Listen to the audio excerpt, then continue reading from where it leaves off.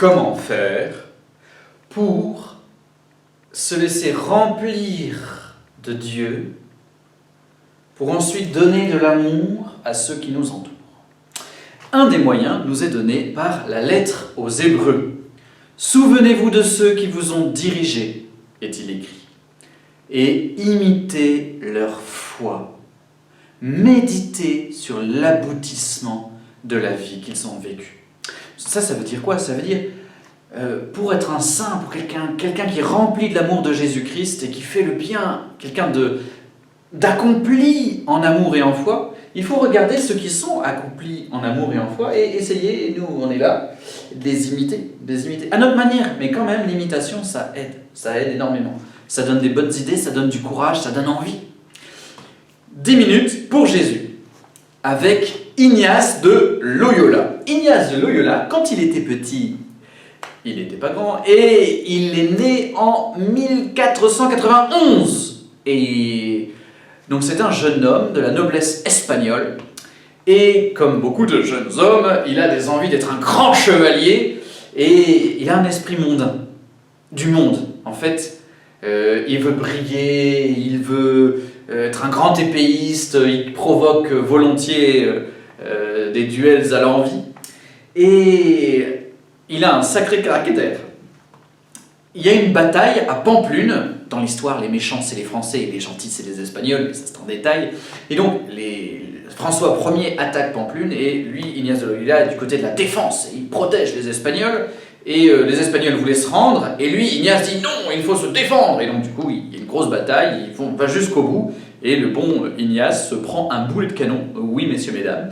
Et à l'époque, c'était un gros morceau de métal qui pouvait vous faucher sans vous tuer. D'ailleurs, voilà, il y a une des jambes qui était broyée, et une autre jambe bien amochée. Le chirurgien l'a un peu réparé, mais toute sa vie, en fait, il aura eu une jambe plus courte que l'autre.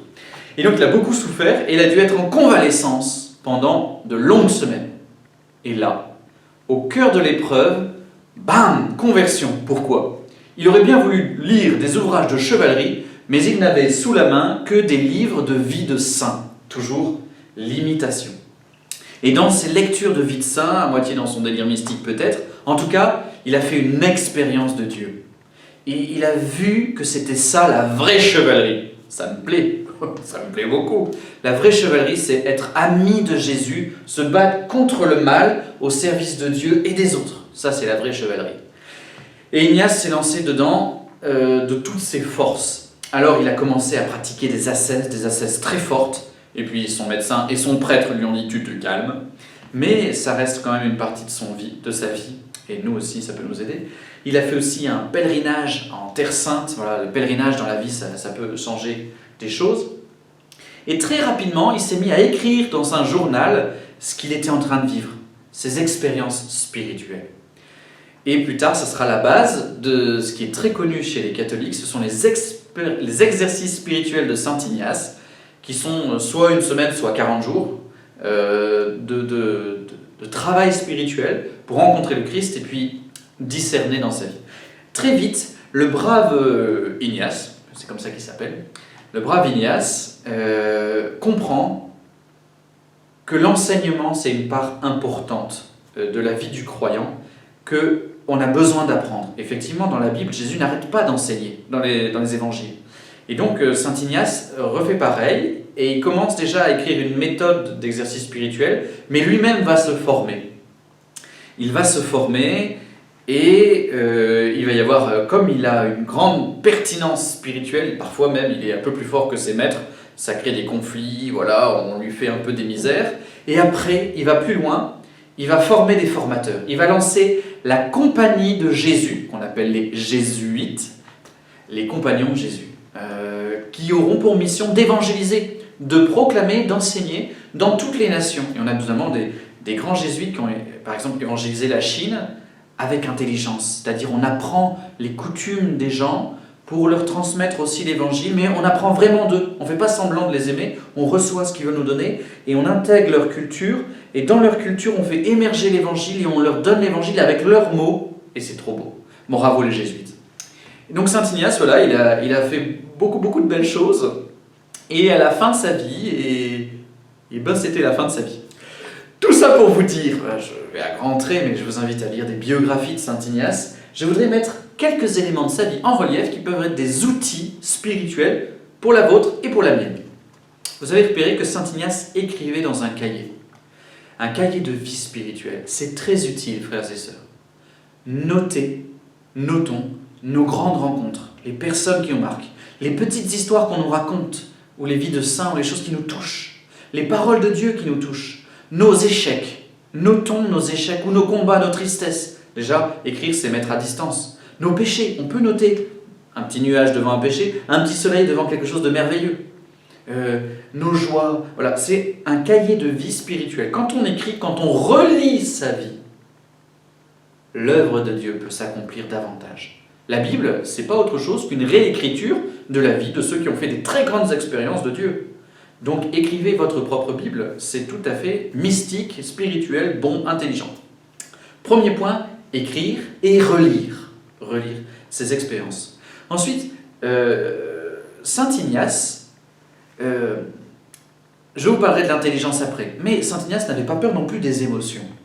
Dans un de ses cahiers où il raconte justement toutes ces motions spirituelles, il n'a pas peur d'écrire qu'il fond en larmes devant la beauté du mystère de la Trinité. Notamment après la communion à la messe, souvent il a des émotions vers Dieu. Il est porté à l'aimer, il est touché par cela. Et il se laisse entraîner par ses sentiments. Frères et sœurs, ce n'est pas parce que nous sommes appelés à réfléchir et à comprendre qu'il faut brider notre cœur. Le Christ veut aussi toucher nos sentiments. On est très inégaux là-dessus, on est très différents, on a différentes manières de rejoindre Jésus. Mais ne fermez pas votre cœur à Jésus-Christ. Il peut vous toucher, vous donner des sentiments de joie, des sentiments de tendresse, ou alors une vraie tristesse à cause de votre péché, ou du péché de vos frères, mais une tristesse qui va vous pousser à changer. Ou alors il peut vous dire, vous faire comprendre des choses, vous faire toucher. Voilà. Et par exemple, la Trinité, ça émeut Saint Ignace. Il parle de l'amour du Père, du Fils et du Saint-Esprit, il la contemple, et en écrivant, on voit qu'il la voit. Et il pleure. Alléluia. Donc n'ayez pas peur des émotions spirituelles. Attention, c'est Dieu qu'on cherche, ce ne sont pas les émotions. Et donc, il ne s'agirait pas de chercher les émotions pour les émotions. Mais grâce aux émotions, on peut aussi aller à Dieu. Donc n'ayons pas peur des émotions.